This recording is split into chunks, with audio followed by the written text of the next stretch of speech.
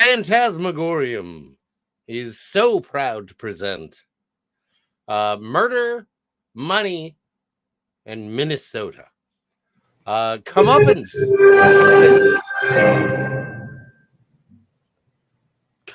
happens.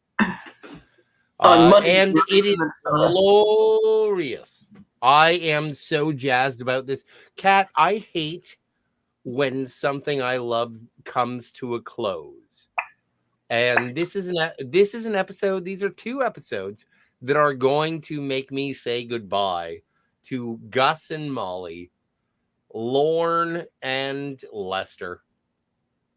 Bill, like, I am saying goodbye to all these characters because the show, the season, she's done.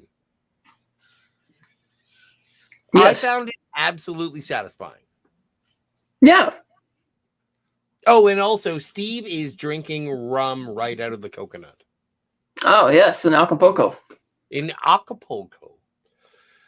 So, man, this is great. I love this. This is probably one of my favorite seasons of television ever. Wow. Just wait till you see the second season. Well, I'm going to see the 5th season before I see the second one. Yeah. But, like, I thought that this was an absolutely encapsulating tale. This was a story.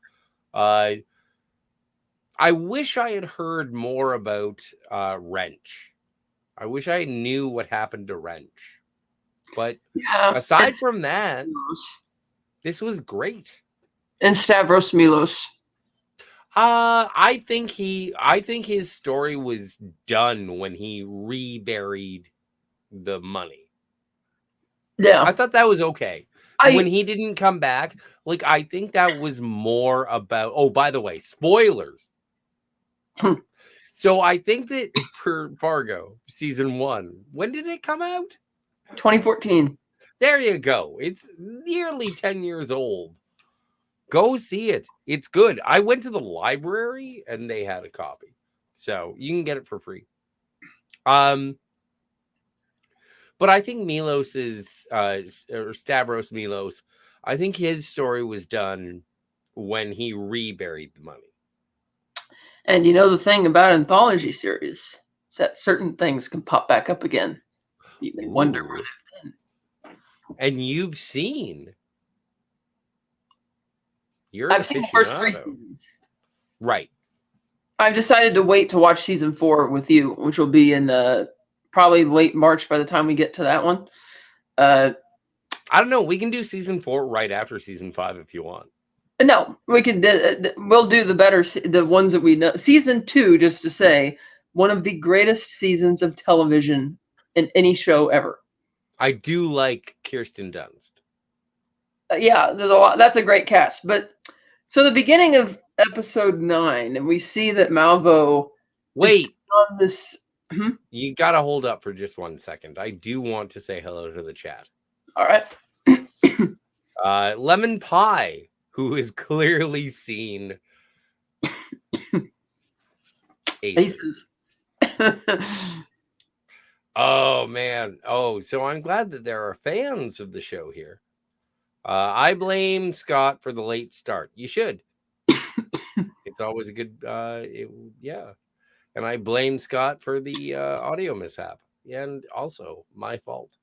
Don't care. Oh, I thought that was just my end because who cares? When I tried to supersize the screen, it took forever. And I thought, oh, geez, it's not letting me do it. Lemons greeting us both. Lemon. Good to see you. So that's it. That's the whole kit and caboodle. So you were saying, what happens in this show?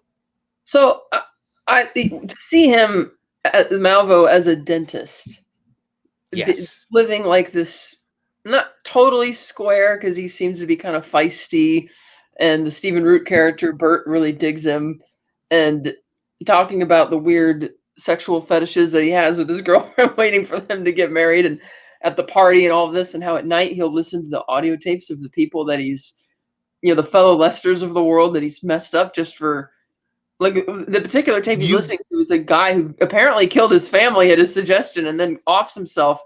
And it's like, well, it sounds like an open and shut thing, but why is Malvo listening to it? It's like he's got such a serious look on his face while he's listening to this thing.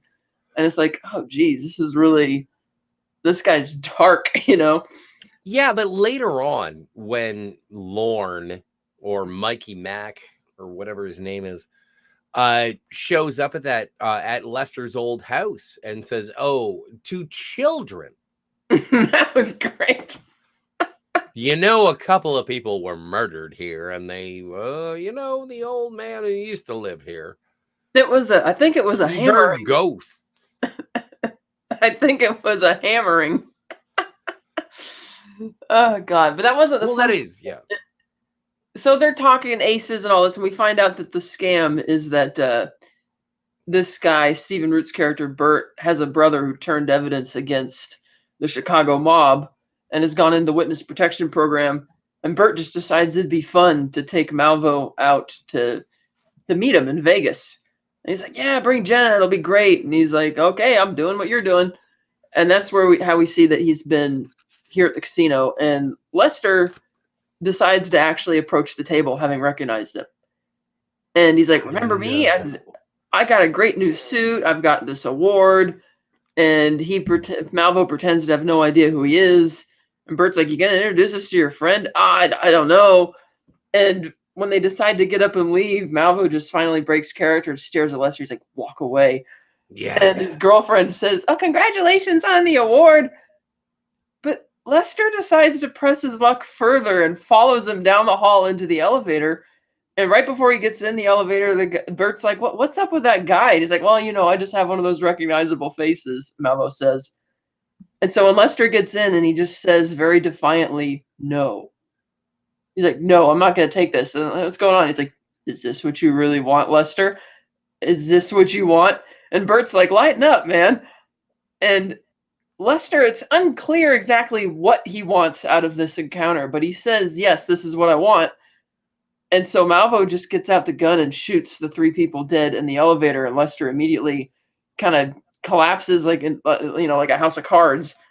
And I just burst out laughing hysterically when Malvo did this, because it's like, well, 1, what did you expect was going to happen, Lester? And 2, it just seems so abrupt and just, wow, you're going to flush what we found out was a $100,000 bounty down the toilet. And I thought, wow, to put up with this scam for 6 months only for $100,000 when there's still that $1 million that Stavros had waiting for you somewhere up in Bemidji or up in Duluth, and that he never went back to try and find. And I thought, okay, that was a intense thing, but and they just casually asked for Lester's help to dispose of the bodies, and instead Lester just strikes him in the head with the award and takes off running, and they do that neat Not effect. even well enough to knock him out. Yeah, it just barely hits him, and when Malvo stands up, it's like Lester is still a pussy. Oh yeah, for sure. And you see the bloody wings, like angel's wings of the light coming out of the halo, silhouetting him like a demonic angel. See you, Lester. And they made a point of showing that he still got the gun in his hand, probably loaded. He could have shot Lester running down the hall, but he chose not to. He's like, "Nah, I'll see you later, Lester." The terror is what he enjoys. Like, yeah. I was sort of, wait, where's the button? There it is. No, I was there with Lester having been influenced by Lorne, and after the year-long separation of what had been and now where we are, and obviously Lester's a little bit more, he's hip, he's with it, he's insurance salesman of the year. He feels that he can do no wrong. He has literally gotten away with murder. And so when he sees Lorne, he shows up and he's like, "You know what? The guy from a year ago, he would have walked away, but not this guy." And when Lorne says, "Is this really what you want? Is this what you want?" But what do you think logically Lester wanted out of that encounter? to do exactly what Lester has done throughout this season, and just to assert himself. He is a weak, callow man who was given freedom, sadly, through violence by Lorne Malvo. Which And now, sorry? Which apparently is Malvo's specialty. He gives it away. And so I don't know, like I want to wax intellectual and spiritual about the whole situation. And so I think that Lester went back to assert his power over the man that gave him the power. It's almost like a Sith. He wanted to go back and prove to his master that he was better. And then Billy Bob Thornton said, yeah, no, you're not. I'm so much better. And it's true. He broke Lester. Killed Lester's second. Like, how many wives have died just by marrying a Nygaard?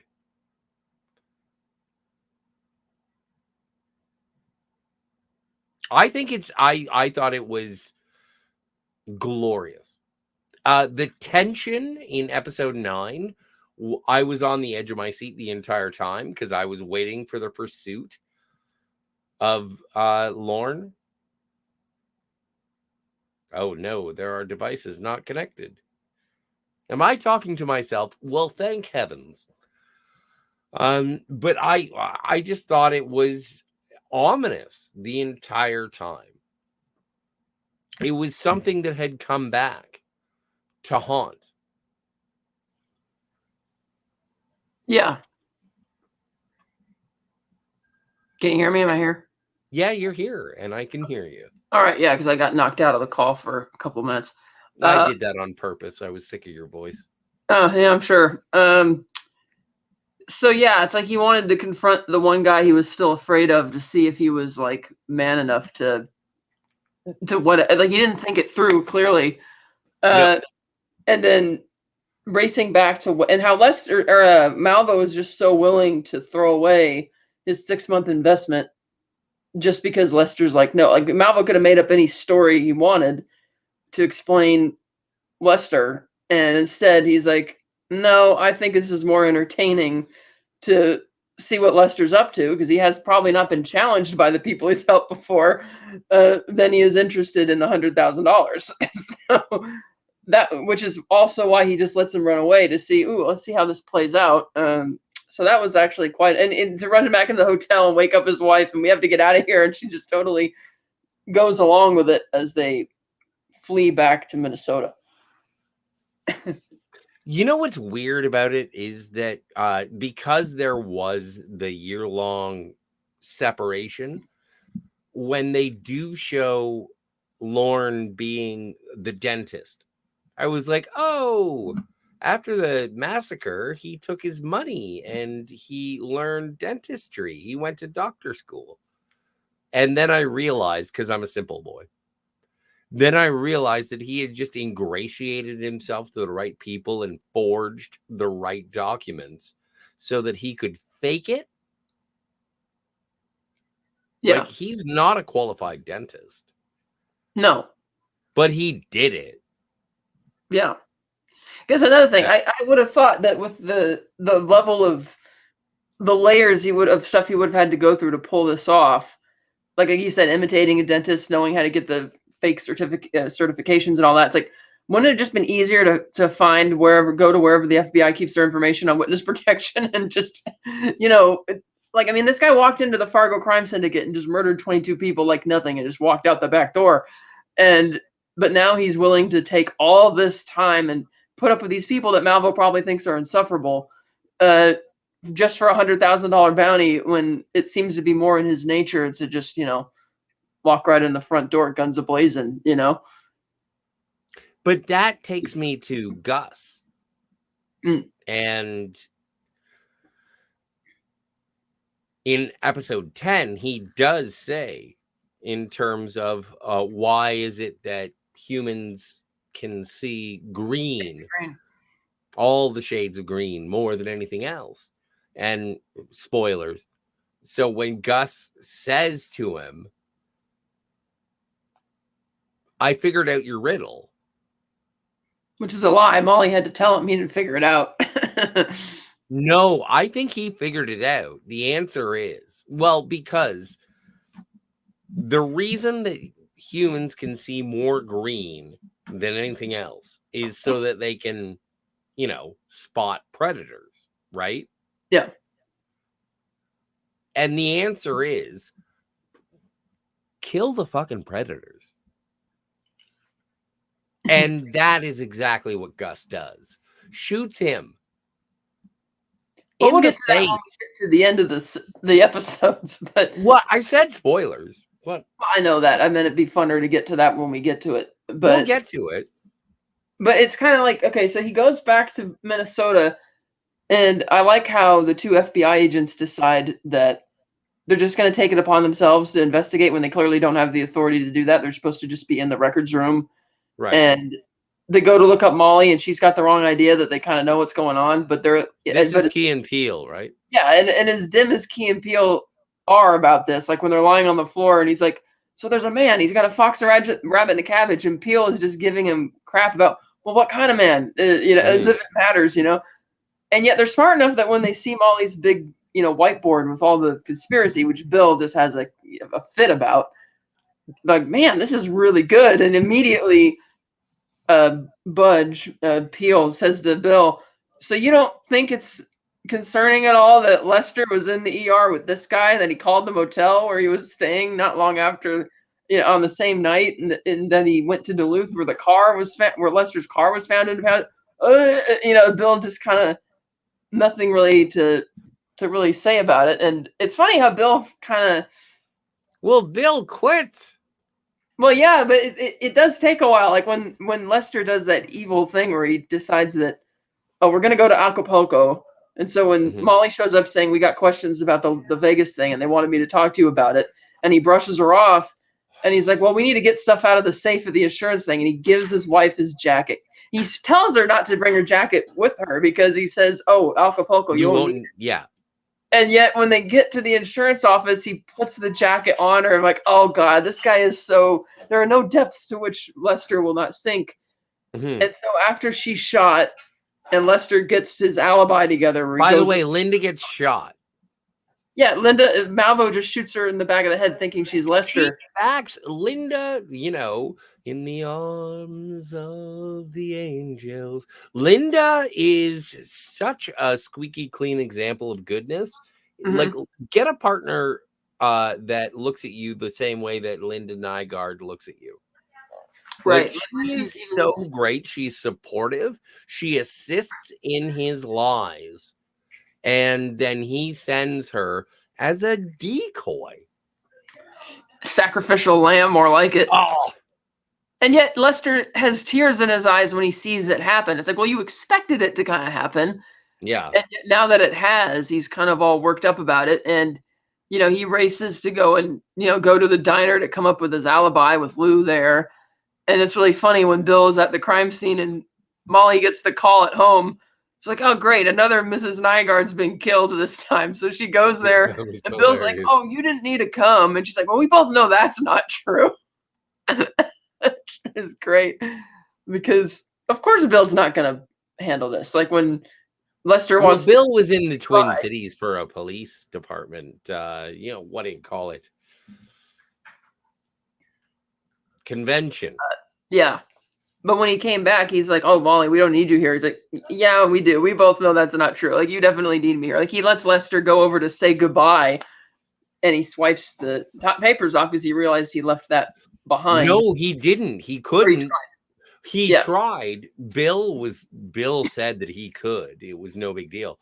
But then Molly went over and said, you can't touch the body. This is an active crime scene. And it's one of the benefits of the acting. Is that you could see her in the background. I don't know the name of the actress. What's her name? The actress playing Linda or the actress playing... Molly. Oh, Allison Tolman. Yeah, Linda's dead at this point. Yeah. But Allison Tolman, like you can see her just as a part of the scene being like, again, sort of scrunchy faced and being like, Bill is so stupid, but I'm restricted by the nature of the chain of command. It was a really great performance. Yeah, and that's Ambiance, yeah, direction. and speaking of Bill, I kind of, on my first viewing of this season, I just wanted Bill to kind of like eat the blame, so to speak, as to coin a phrase from earlier in the season, that you've been botching this investigation from the beginning, and yet you have that really surprising turn where Molly's at the department, and Bill is just sitting behind his desk, and he has this kind of breakdown where he says that, I used to believe in, the goodness of people. What happened to shoveling your neighbor's sidewalk and bringing in their garbage cans? And, I used to not lock my door or look over my shoulder. I had optimism. I believed the best in everybody, and now I don't.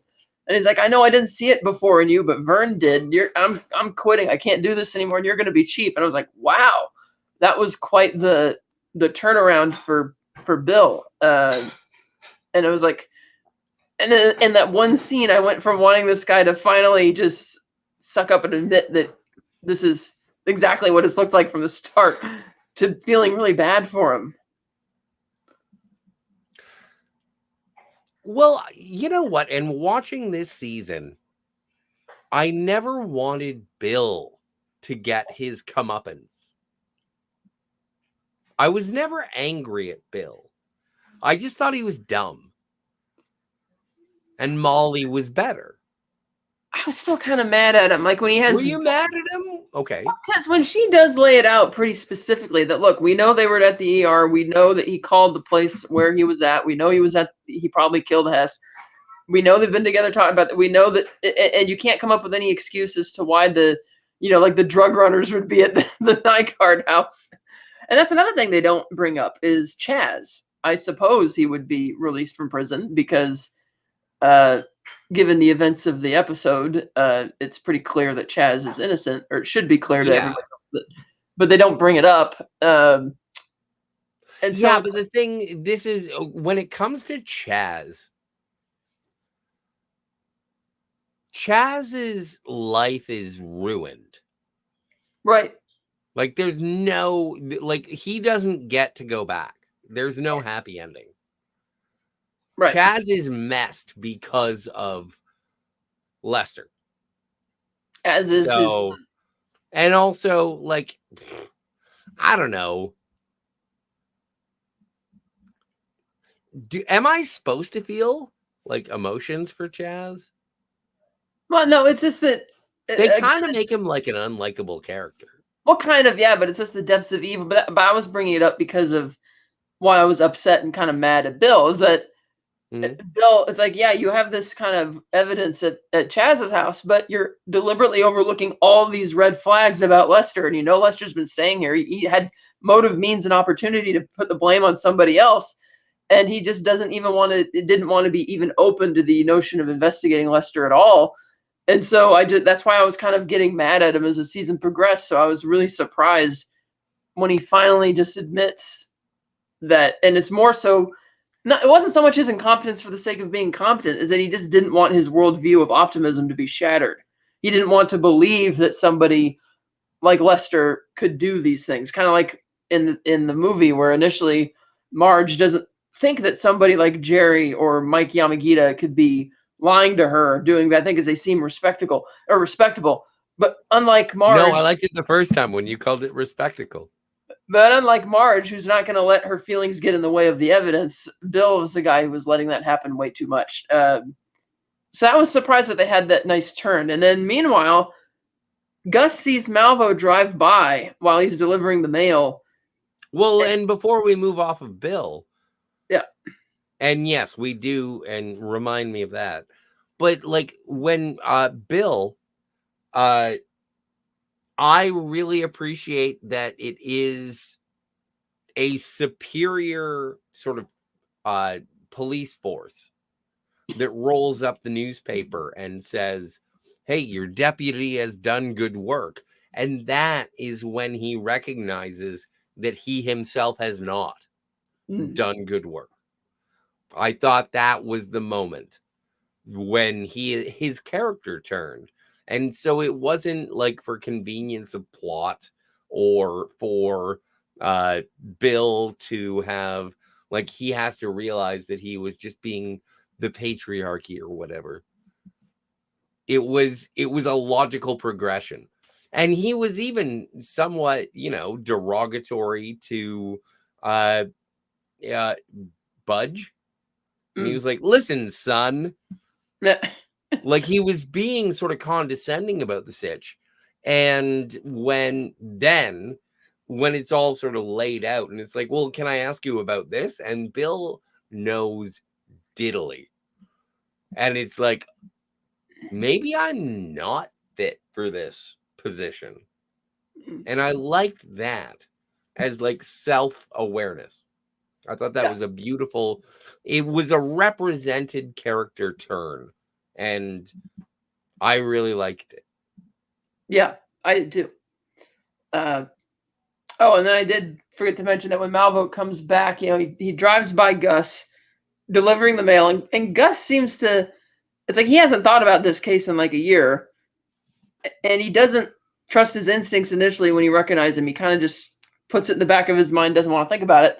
So when Malvo gets to town and, like you mentioned, he goes to Lester's old house, and just after finding out that he doesn't live there and he's got his own place in town for no reason at all, before he leaves, he just decides to tell them that there were a bunch of murders here, a hammering, and there's ghosts in the house and all this kind of children.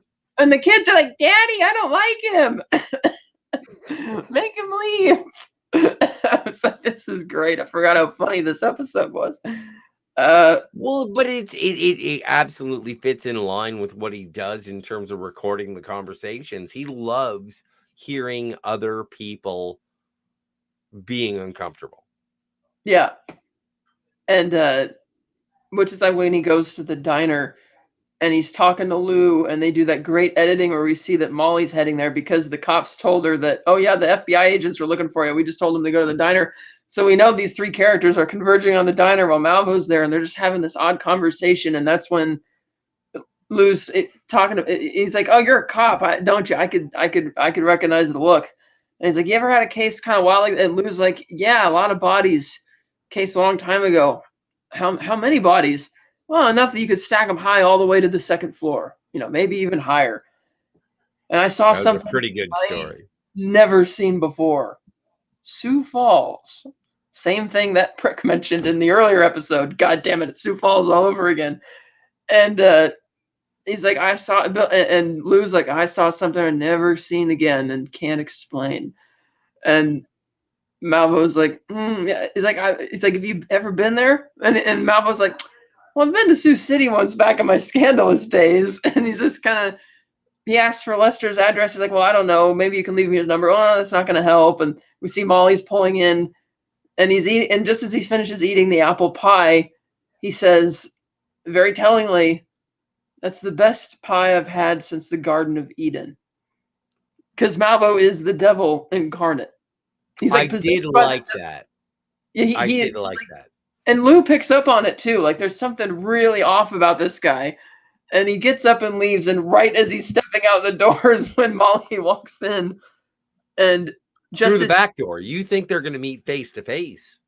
Yeah, but, and then right as he's sitting down in his car, Pepper and Budge get out of their car to walk in and meet Molly. And I'm like, oh God, that's such a close call. And Lou's still thinking about it. And even Molly comments on it. It's like, what's that? He's like, nah, just a peculiar customer.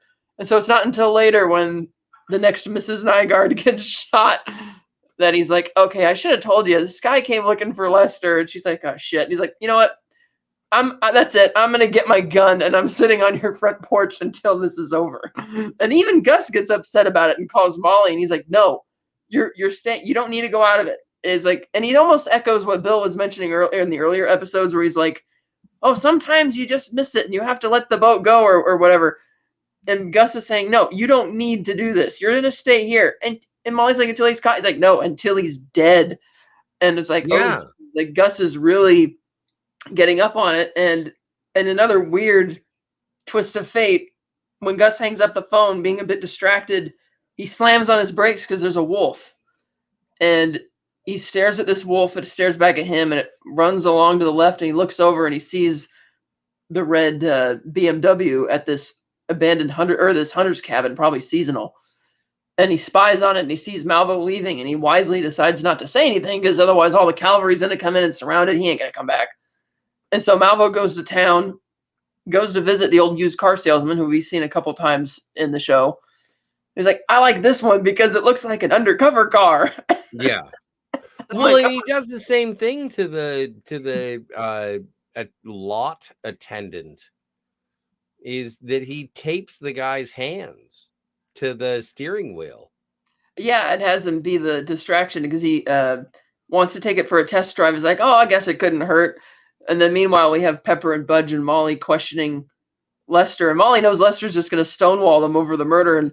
And Lester's like, look, about the Vegas thing. And the FBI agents are like, we're not here about that. We're here about this and this guy. And Molly's just not even going to bother because she knows that Lester's just going to stonewall him and everything. So she just puts down the photos and the newspaper clippings. And it's like, he's not going to stop. It's like, you know that, right? And right.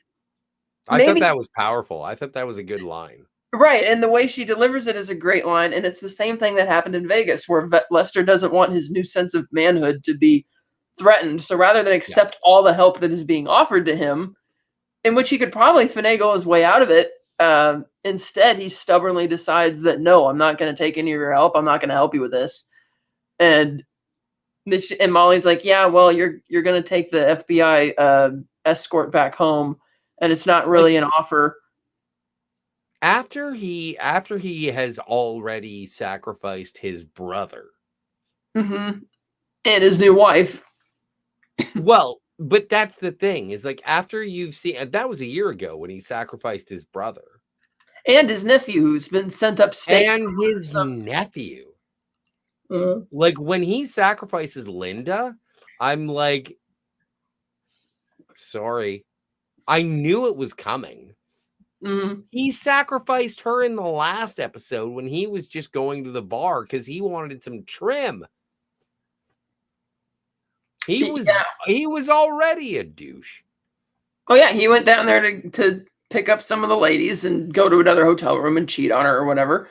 Yeah, but then he found out that he was going to be a witness to 3 murders. I thought that the CCTV photos were going to come back and we were going to see him sort of at the scene of the crime. I thought that they mention it's like, don't leave town. We have some photos we want to show you. And I thought there was going to be some CCTV, but it never really came back. Right. Like when it comes down to how the FBI and Molly found out, it's kind of shaky.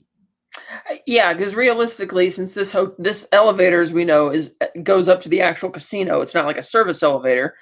Then but it was on a regular floor first.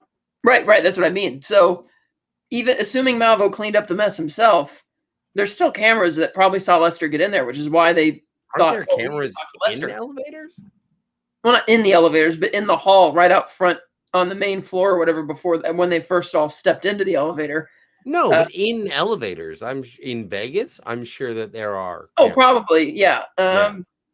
So that was a bit odd. And then the fact that security would have been all over that before Lester would even have had a chance to get out of the hotel or to get out of the to get the next flight back to Vegas or back to Minnesota. So that was a little, kind of like that. But it's like, okay, you can have one, so to speak. And I like that also in that scene when he's being interrogated, he immediately tries to appeal to Bill, and Bill's just like, no.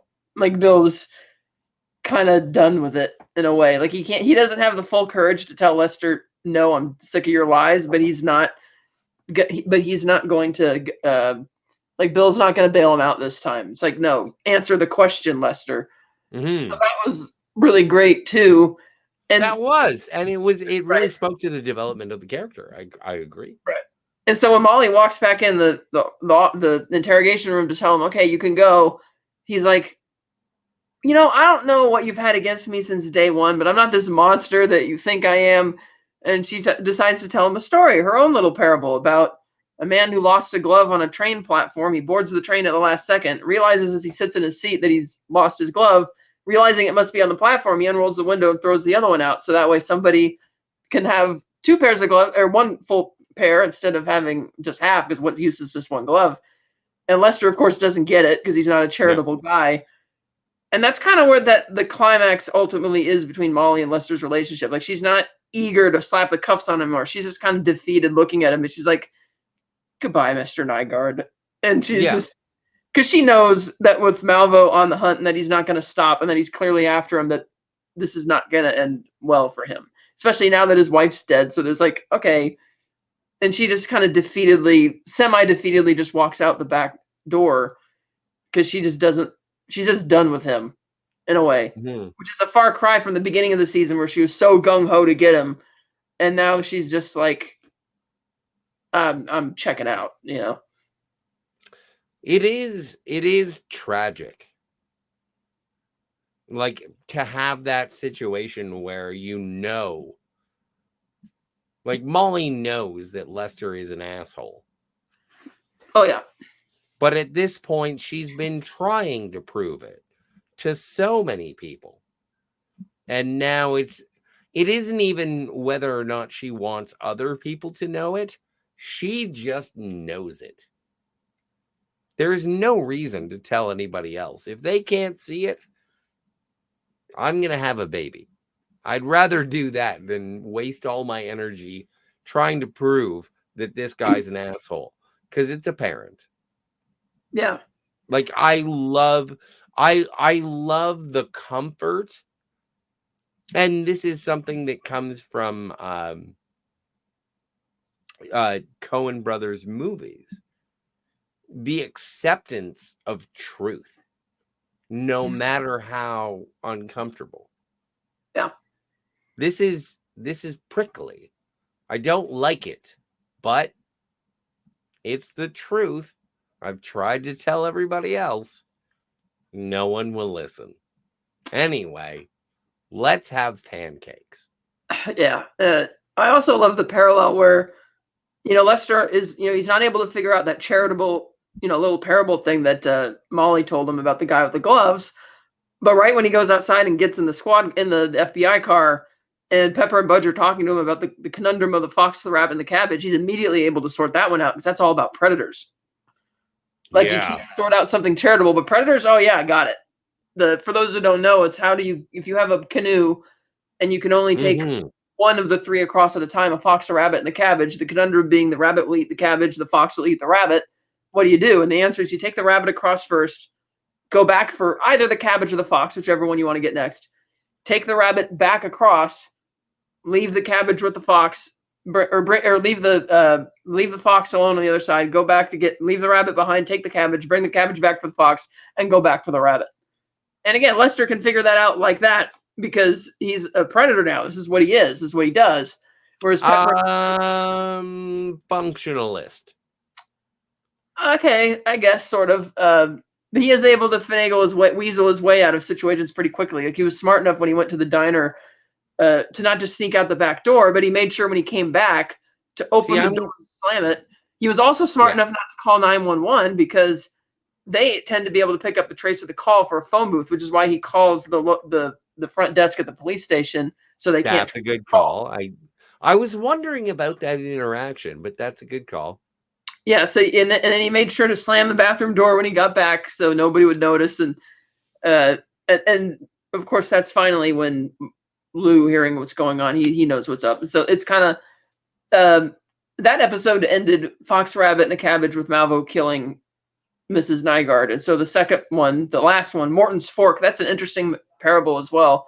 A paradox where John Morton, British, in the British Treasury or whatever from 1,000 years ago, or 6 centuries ago, he reasoned that if you're rich or if you're living extravagantly, you must have money to afford taxes. But also, if you're living modestly, that must mean you're saving money, so you can also afford taxes. The conundrum being opposite actions produce the same exact result. Morton's Fork. And wait. Can I leave for like a minute and a half? 90 seconds. Sure. Are you gonna talk? Yeah, I can talk. It's no problem. You have subjects? Are you gonna talk about Fargo? Of course, I'm going to keep talking about Fargo. Okay, no spoilers. Just, so that was another parable that I was trying to apply to this episode, because we see that in terms of opposite actions, there's the possibility that Lester's act of running away is just going to get him caught because of where the season go, maybe, or it's kind of, I didn't really have time to think this one through because I was bringing it, addressing it like or watching it right beforehand. So it is kind of neat that meanwhile we see the feds are calling in the cavalry.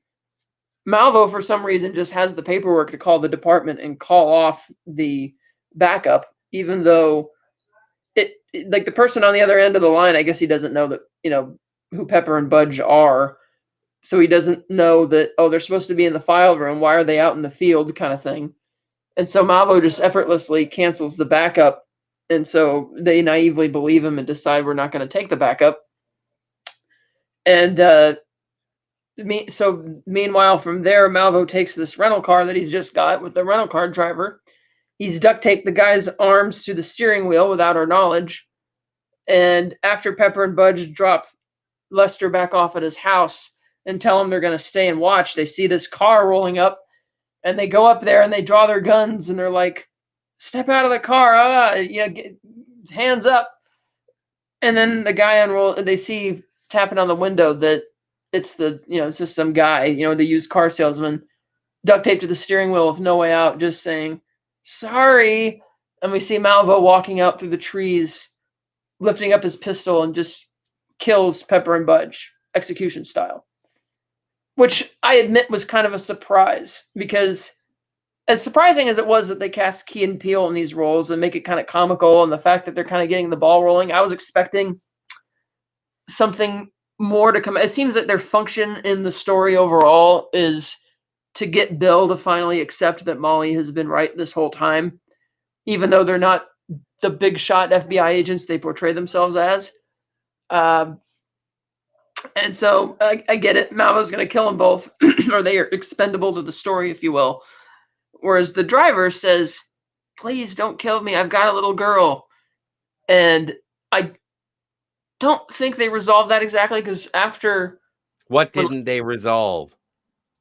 Okay, so I was talking about how Pepper and Budge's function in the series as a whole is to get Bill to finally accept, and other people in the department to accept, that Molly's been right this whole time about her conspiracy. And so which is why they die when they do, when Malvo walks out of the trees and kills him. And then when they're both dead, the guy with his... they're inept. Like, those two characters are inept. Right. And so when I love them. I didn't want them to die, but when they died, I was like, huh, yeah. Yeah, I kind of expected it, and I was expecting them maybe to do something else, because they were starting to show some... like, they were even aware of the danger of... like, they kept telling Lester, "Oh, it's in big danger. You're in real danger." But then they just kind of succumbed to it. But the part I said was left unresolved was the fate of the used car salesman, who... because he tells Malvo as he walks up to the window, he's like, "Please, I got a little girl." And they don't really show what happens. I mean, Lester does look... what do you think happened to that guy? Well, he might have shot him. I think he's dead. Yeah. So Malvo goes inside Lester's new house, which I forgot to mention. Lester's been living in this new house, living in a nice huge basement, double-deck, 2-floor house. He's got his own insurance agency now. You noticed that it was a finished basement as well. And I was like, oh my, a year's worth of the best insurance salesman. I was thinking, like, I need a job, ladies and gentlemen. And I was like, you know what? Maybe I should get into insurance, because apparently it can get me a finished basement. Anyway, I am so invested in this show. This is one of the greatest televised experiences that I have enjoyed. And Yeah. I'm so happy. You know who we give credit to on this blessed day? John Hamm. And it's come on. We're Like not giving credit to John Hamm for the season finale of season 1 of Fargo. Yes, I am. Why? Because blessed be the Ham. No, I'm this is a television show that when I first started watching it the first time, it was on Netflix, and I fell asleep during the first 2 episodes. I think I just slept through them. And I was like, this is boring. This is stupid. And now I'm watching it and I'm like, this is the most I've ever been invested in characters. Yeah. Really good. Whether it be their success or their demise. So I like this is incredible television, Kat. Yeah, and I like that they teased early also when Lester first goes into the new basement and he sees he's got Chaz's old hunting gear and he sees the bear trap and he doesn't initially think about it. But now he does. And so Malvo goes inside. It was Chekhov's bear trap. Yes. And so Malvo anyway, yeah, we all know. So Malvo goes upstairs and he hears Lester pretending to be on the phone, oh, help me, blah, blah, blah. And it's like, okay, Lester's actually smart in this instance, feigning pathetic terror or whatever. And Malvo doesn't pay attention and he walks through the master bedroom where all these laundered clothes are on the ground. And he steps on the bear trap and Lester immediately opens the door and starts shooting and Malvo starts shooting back, blasting 3 holes in the door. But Malvo doesn't hang around to finish him off. He just pulls the snap on that bear trap and he's gone. And Lester's petrified. Well, he's got a mangled leg. Yeah. Yeah. And he did chuck the, was it Lester's award again or something that he chucked that smacked Lester in the face? It did. Yeah, no, his salesman of the year award, he throws it at his face and breaks his nose. And so they are both in the same situation as they were the first time that they met. They're both injured. Yes. Except this time, Malvo goes back to the cabin. He's used his belt as a tourniquet. He limps inside, and they make a point of showing him put the gun down on the table away from the couch. And he takes his bag, and he goes to sit down, and he starts treating his broken leg, and he's got his whole surgeon's bag, and he gets the knife to cut up his trousers, and you see how mangled this injury is, and he pulls the cords back to straighten out the bone. It's like, oh, God, this is gnarly. And he's doing the makeshift brace on his leg. Yeah. And blend. This is where Gus finally steps in, and Malvo is almost disinterested. He hears him coming, but he doesn't really think about it. And Gus is just like, your riddle, I figured it out. As Malvo's just staring out the window at the wolf, which is staring him straight in the eye. And he's just, and he's like, your riddle, come on, I figured out the riddle, the shades of green thing. And Malvo's like, and he just shoots him 3 times in the chest. And I thought, yeah, he's unarmed, severely injured, and you're just gonna, okay. And he shoots him thrice in the chest. And Malvo starts, it seems like he's dead for a minute, and then he suddenly coughs back to life. But as he's coughing up blood, he gets this evil sneer of satisfaction on his face that he's pushed Gus to this level. Like, haha, even in death, I've even corrupted you, Mr. Mailman. And so Gus takes the last 2 shots to the head, killing Malvo finally. Mm-hmm. And I admit that I get the police department's logic for brushing this under the rug because he's just, maliciously murdered, premeditated murder of an unarmed man with a severe injury sitting on the couch. But it was. I don't know. I don't know if it's malicious murder. Well, I mean, he went in malicious in the sense that it wasn't like an accident. It wasn't self-defense. He specifically was lying in wait to murder this guy when he cut back. Like, he wasn't going to call in. That is true. That is true. He is not a duly appointed law enforcement representative. I guess by definition, it would be vigilantism. But Bill would have swept under the rug for him. Because One of the things that I found interesting about, because Gus calls Molly and says, I don't want you to get hurt. Right. And I was waiting for Molly to say, you know, the last time I got shot. But she doesn't. But she doesn't say that. She never throws it back in his face. And I think it's something as a character. And it shows. Like, I am not denying the love of Molly and Gus. I think that they are in love. I think that Molly is happy that Gus is happy. Mhm. And I think that Gus is in love with Molly because she's a strong, authoritative woman. Mhm. I think And we that find their out, like, love makes sense. Like yeah, Greta and Lou. Like, I think that the family comes together. right. And that's Uh, another thing where Lou is sitting on the front porch with a shotgun and he's tying like the knots. And at one point, Greta comes out and sits and she's seen what's going on. So she goes back inside and grabs her BB gun. He's like, "What are you planning to do with that?" It's like, "I'll shoot him in the eye first, then you can yeah, finish him off." It's great. so good. And I love that he's sitting on the porch because he mentions that he got shot and then he's dealt with this type of unstoppable, unkillable evil before at Sioux Mhm. Falls, um, which will be a great adventure for another time. And It'll be like the Clone Wars. yes, uh, and so I want to ask, at what point, like, did you predict that it was going to be Gus that was going to do in Malvo? When I asked last week about who shaves the barber, like who's going to deal with Malvo, like, did you have any predictions as to what was going to happen to him?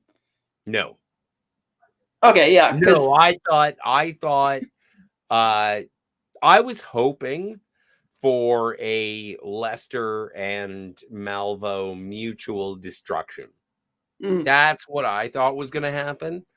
Um, but no, I had no idea how this was going to resolve. In fact, I don't like the way, like, I wish that someone had actually, destroyed Lester, but yeah, God took him. I feel God took him. yeah, and I feel the last bit on Malvo is it's Gus making up for the original sin of letting him go, and because yeah, You because can once run Malvo, forever. because when he was standing next to that cop car and Malvo said he mentioned his daughter, Gus got really serious, and if he and once he heard what Malvo had to say about, the maps used to say here there be dragons, just because they don't doesn't mean the dragons aren't still there. It's like he knew at that point what was about to go down when he's saying you're gonna thank yourself for not going down this road and this night. It's like I feel like Gus could have, if he needed to, whipped out his gun and maybe beaten him, maybe not. Then again, that would would have put Gus in a bit of a jam. But it's like he's finally. It's like we mentioned that his life got better after being kicked off the force, but now he feels like this is unfinished business. This is my mistake. I'm going to be the one to finish it. Which is why he's so adamant also to tell Molly, no, you are staying home until he is dead, because he knows Yeah. from what he saw at the police department when he pretended to be Frank Peterson and he just followed him in the hall. He's like, how can you do that? How can you lie like that so easily, And so it's like, and we know that Gus is a really good guy, that he's not going to go, all evil and turn into Lester just because he killed Malvo, because he killed Malvo out of love for his family. Whereas Lester and Protection. the people whereas Lester and all the people Malvo, goes after, uh, kill out of selfishness or out of fear, and that's not why Gus did it. So even though Malvo's laughing as he's dying, as if, "Haha, I got you," it's like, well, not really, because Malvo, of course, doesn't understand love clearly, and let people like Lester don't, and so I did like that. Yeah, Malvo thinks he's won, but it's like, no, Gus is going to be fine. He's not going to become the next Lester Nygaard as a result of finishing off the devil. Well, what's the last scene? It's well, the next to last scene is when Molly shows up at the cabin and Gus makes a big dramatic thing of it. He's like, go over there to the table. And he's Yeah. like, open it, and she opens it, and she finally sees the evidence, the tapes. finally there, the tapes, and the Lester Nygaard tape where he's finally confessed to the murder, pretty much. Yeah. And that's where I agree with you. Especially on the first viewing 9 years ago, watching the series, because watching just one episode every week dragged on for like 2 months. I really did not find it satisfying how Lester met his comeuppance. It felt like they were copying the movie too much. That, oh well, Marge didn't get Jerry, so Molly's not going to get Lester. And I'm like, well, Jerry wasn't really Marge's nemesis in the movie. She didn't find out that he was guilty until the third act. And in this case, even though, like I mentioned earlier, Molly saying goodbye, Mr. Nygaard, was her kind of, in a sense, washing her hands of it, I still felt like it would have been much more satisfying to see him hauled off to jail like the sniveling little Weasley was and go to prison than just I wanted to see that. Yeah, I didn't like and then the fact that they teased at the beginning of the episode how it was going to end by showing the snowmobile tracks and the thin ice, and you hear Lester's breathing. Mm-hmm. And I can't remember if I had identified him as the guy breathing on the line when I first saw the episode 9 years ago.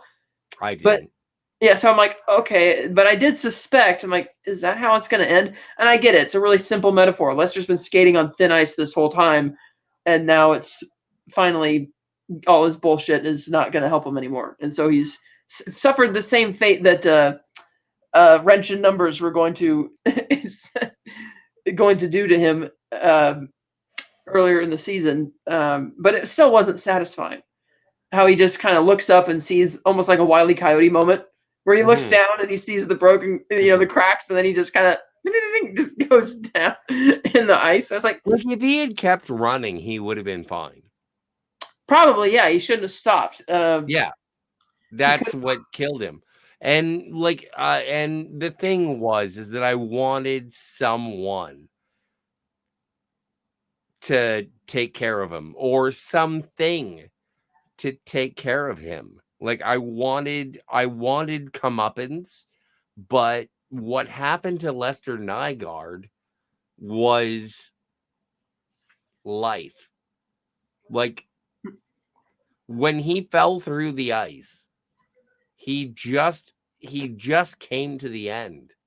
It was over. There was nowhere else to go. No one punished him.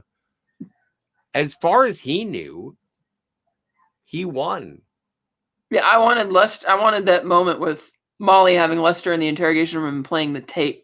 Like she would let him go off, oh, this is harassment, blah, blah, blah, and then just play that tape and see him just, collapse. Well, let's fantasize, because I enjoy wishing ill will towards others. Like, allegedly. But like, how would you like to have seen Lester die? Because I don't know, man. Because that's the thing, though.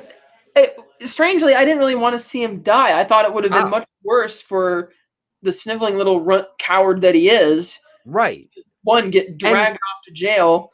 Running away and cowering is how I wanted to see him die, and he did do that way. Yes, but you said, it wasn't satisfying.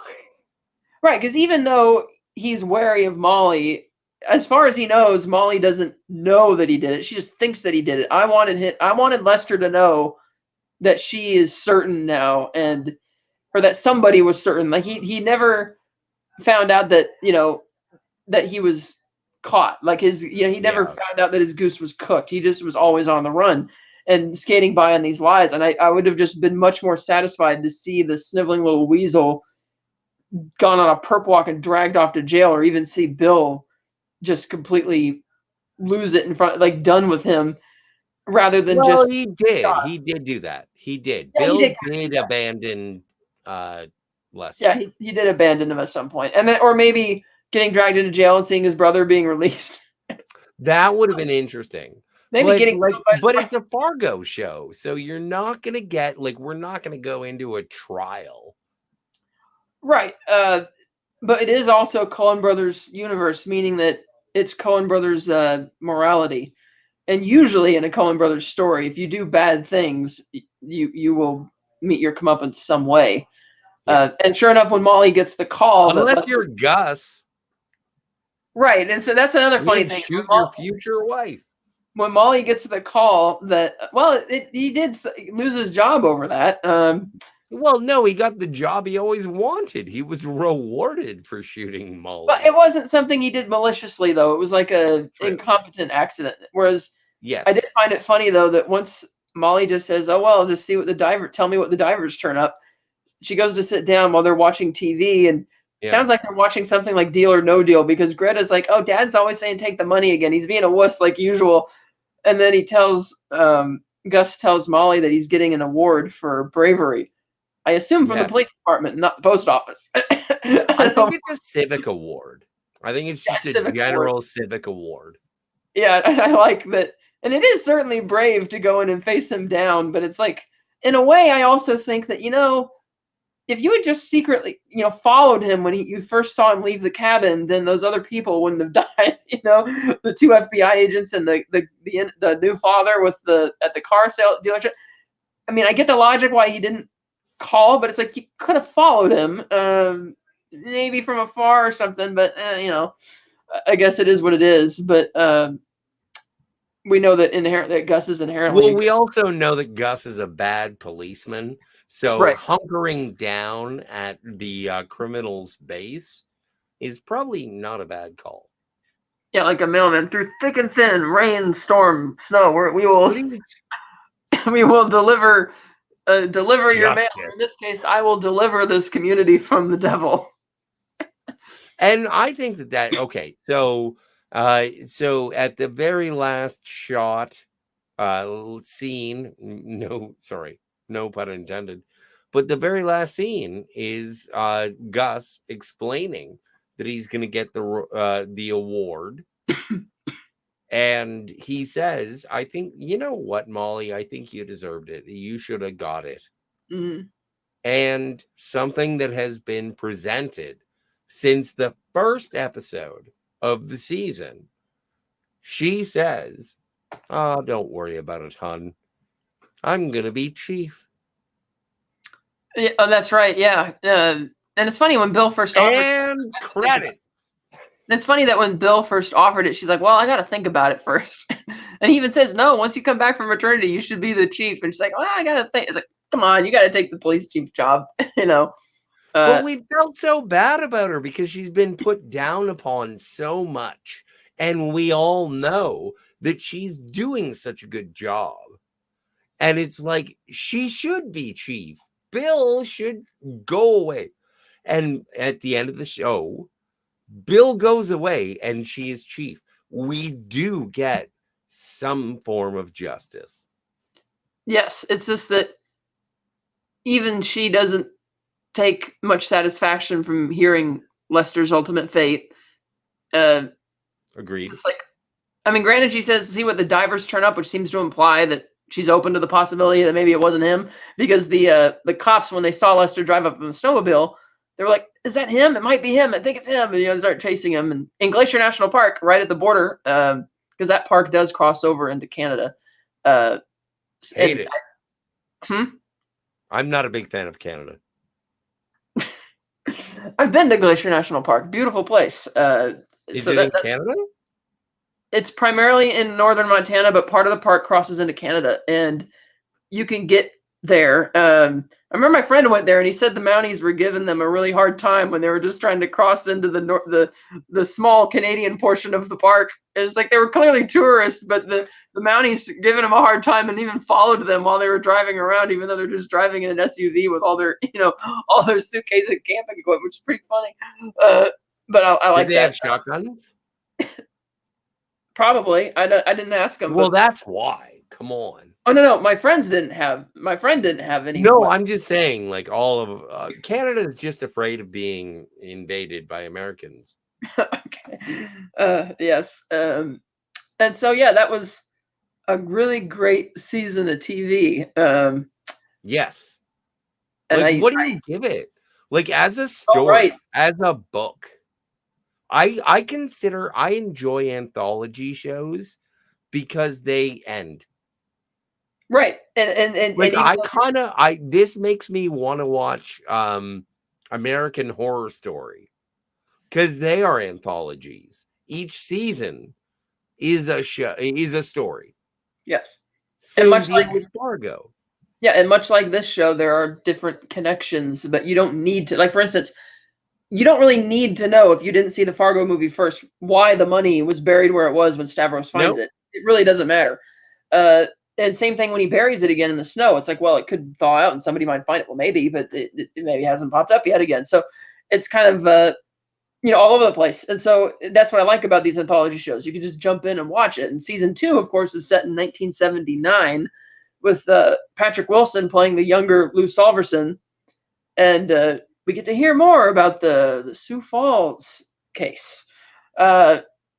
And a great season of television, which just sums up everything about 1970s America, which is why it's probably one of the greatest seasons of television ever. But we will have to wait a couple months for that. Season 2, one of the greatest seasons of television ever for any show, is Fargo season 2.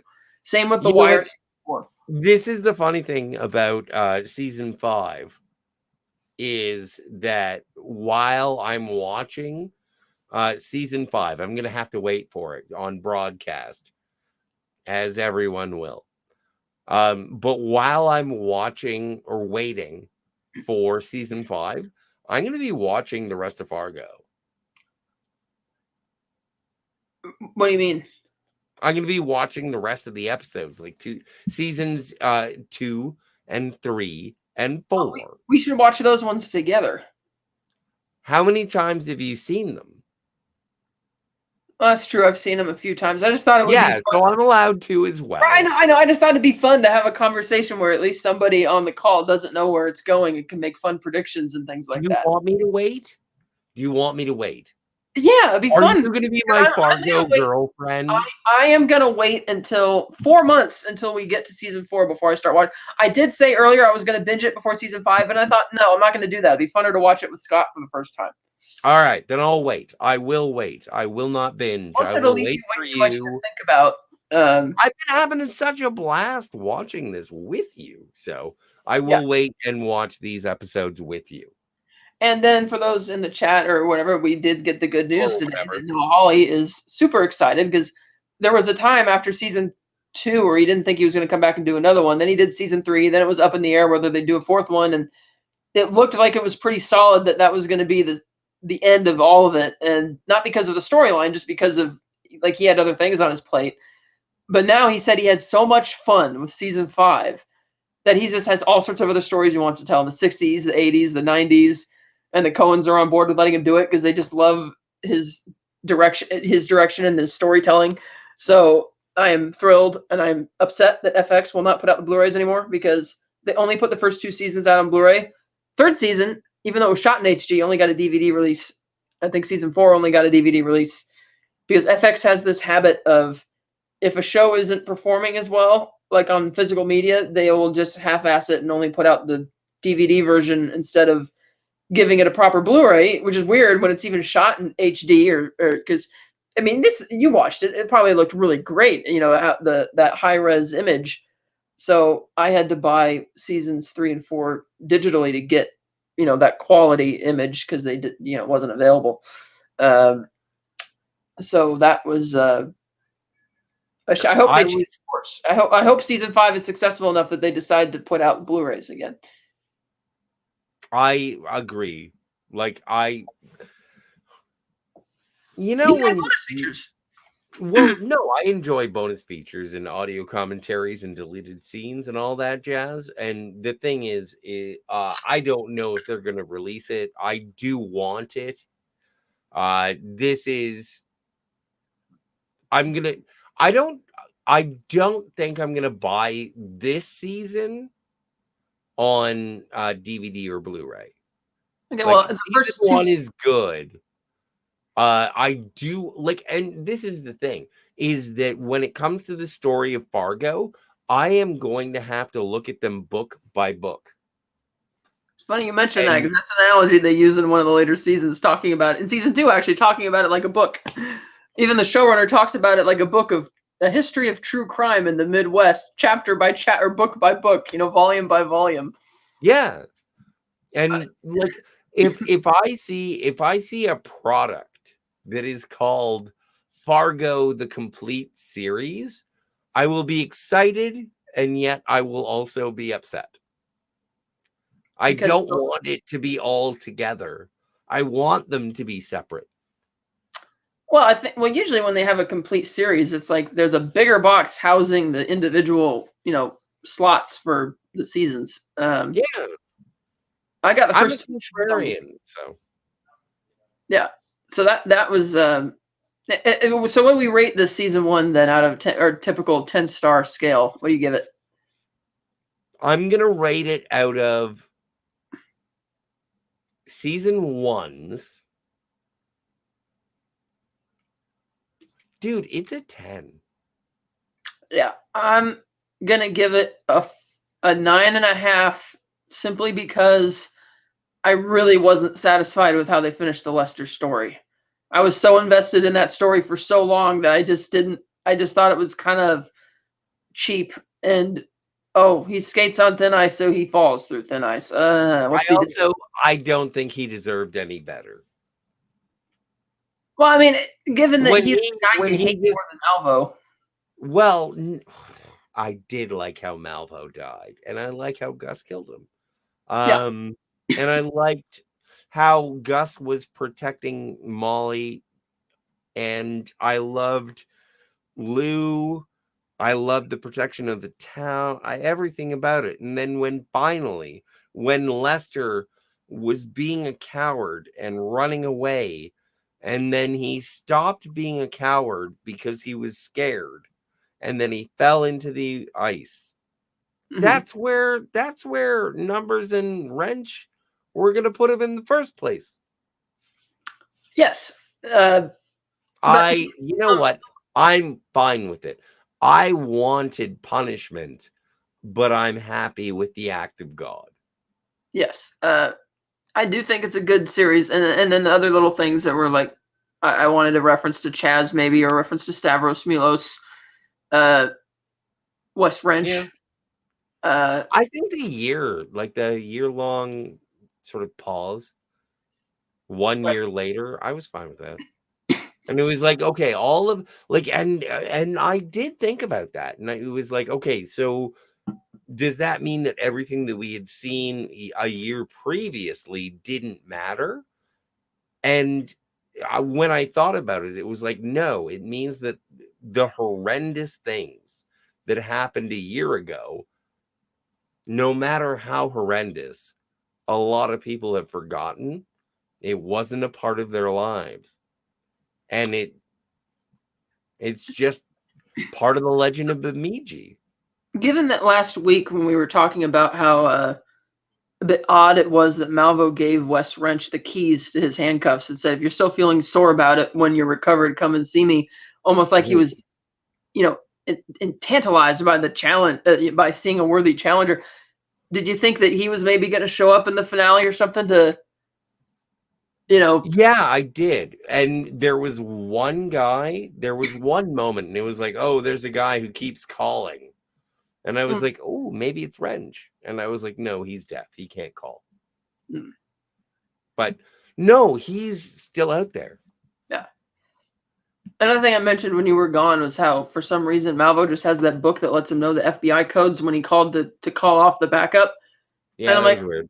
I'm like, where did he get that? And again, if he has access to this information, shouldn't he have just gotten the witness protection information that way?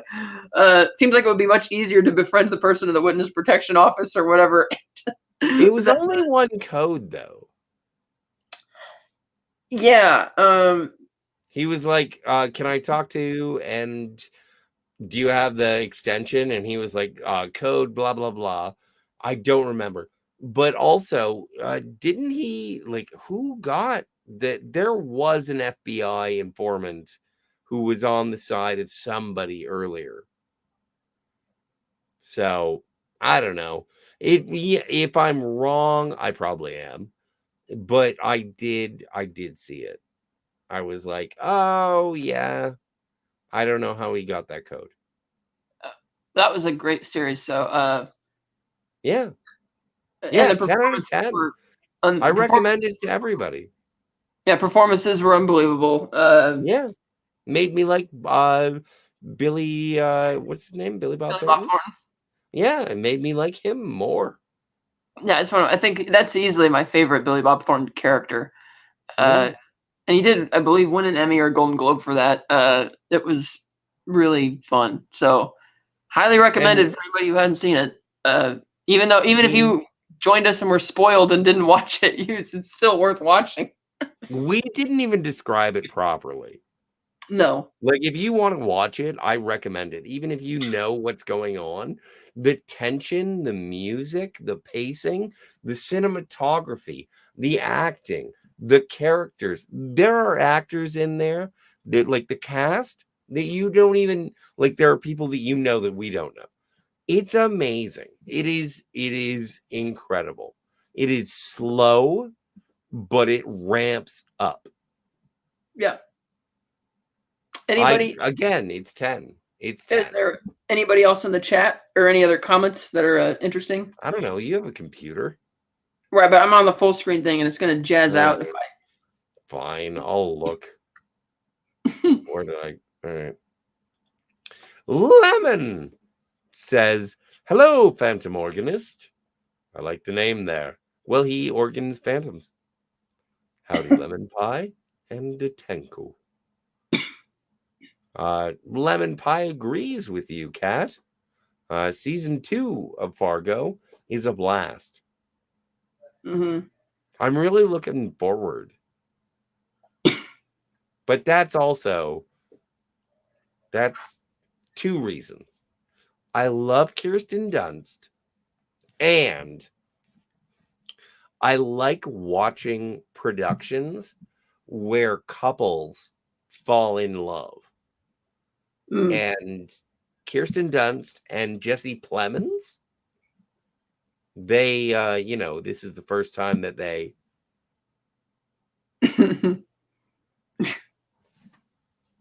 So I'm looking forward to that. Lemon Pie says Lorne doesn't do his work for the money.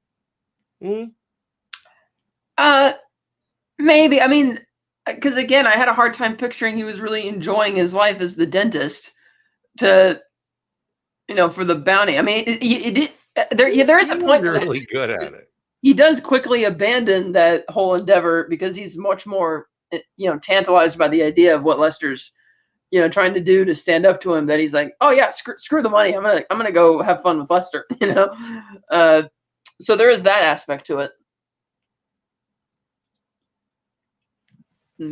Some sense of practicality because he's kind of an independent contractor now that he's off to his employer in Reno. Oh yeah, we never even go back there. That's a dangling participle. Phantom Organist says Scott killed Cat. Cat, is that true? When I fell off the call, maybe.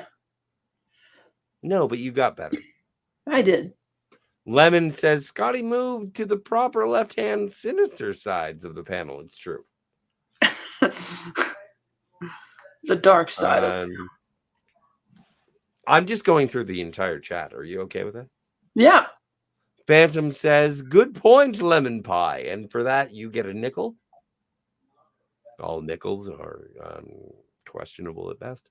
Lemon says, I assumed Lorne killed those people so he no longer had to say aces.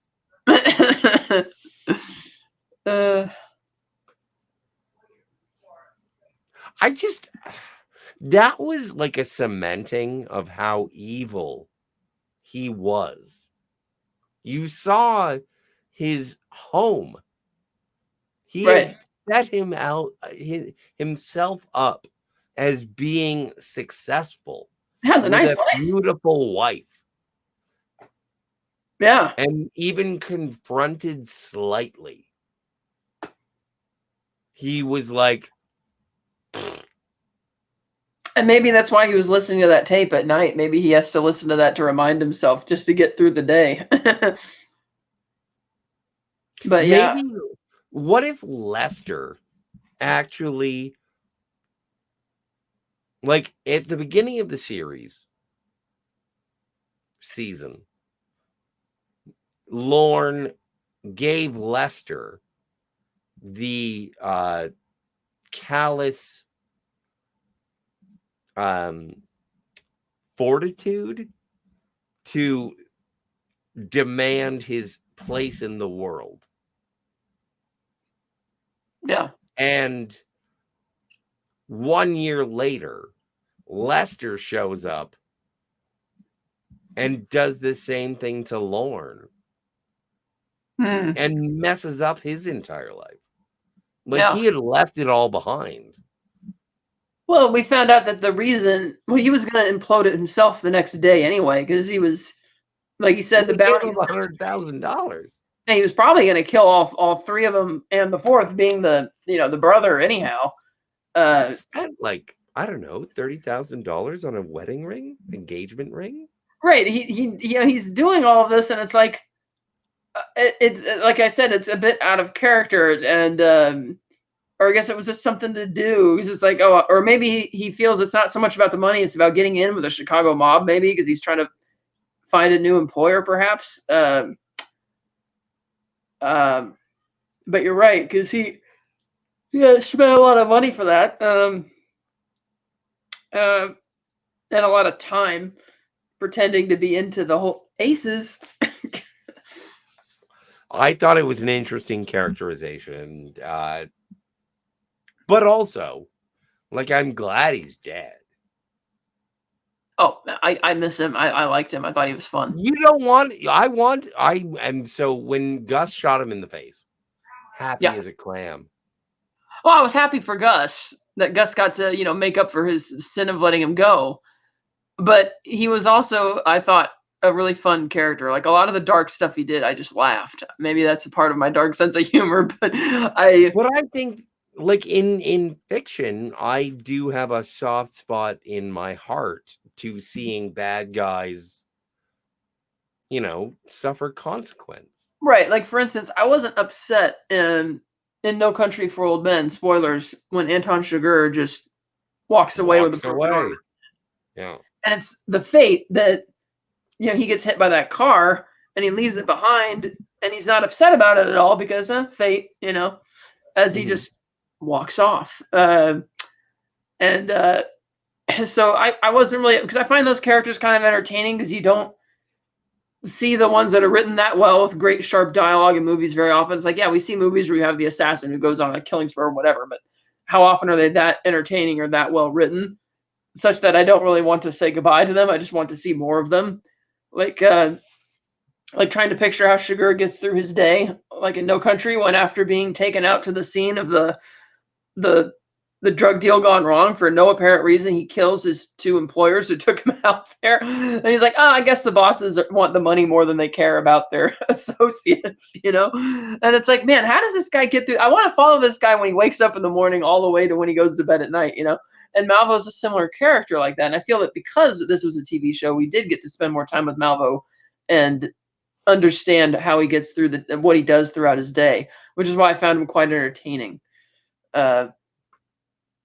Well, one of the things, like, when I was watching the movie and then comparing this, because there are obviously, like, visual cues and story kind of cues from the movie to this.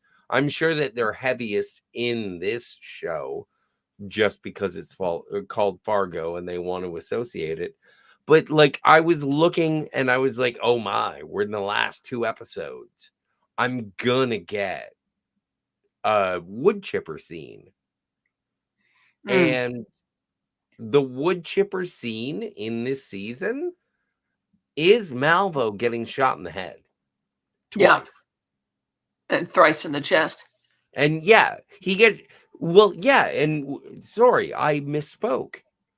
The wood chipper scene in this show is him getting shot thrice in the chest and him still being like, ha ha ha, ha, and then being shot twice in the head. And it's like, an evil like this needs 5 bullets. Mm. Like, it's insane. And you believe it.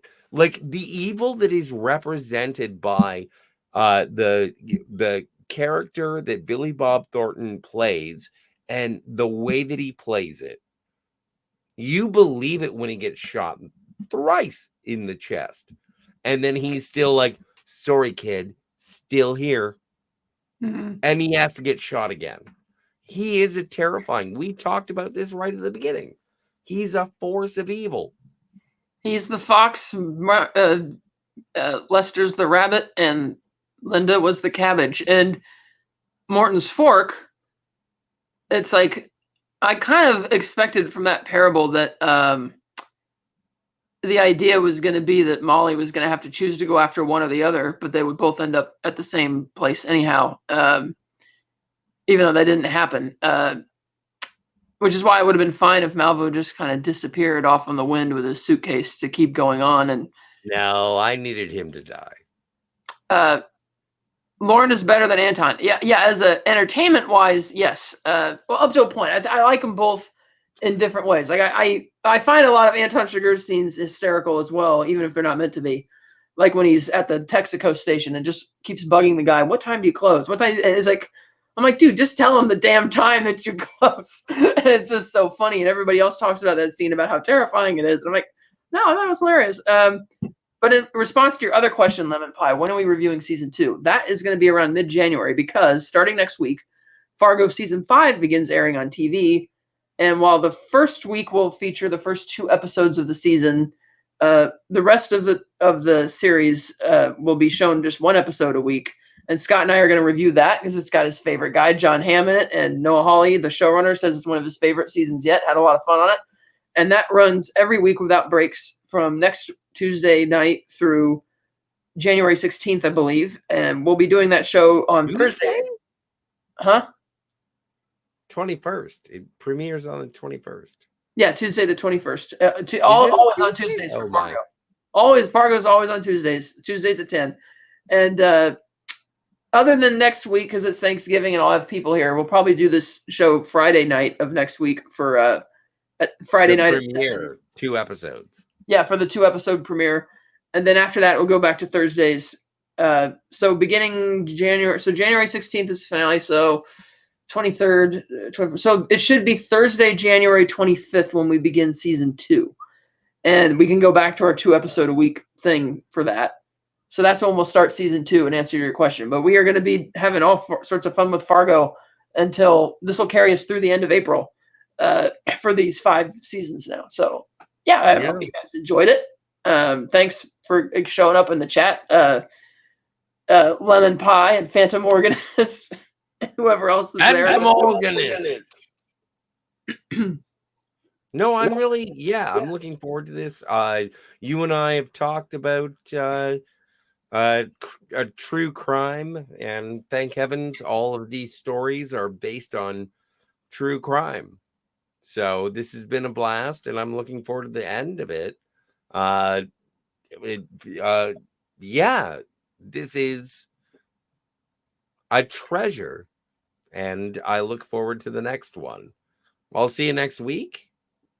And again, for those watching, it'll be not next Thursday, but it'll be next Friday. So 8 days from now at 7:00 for our season 5 premiere for the 5th season of Fargo.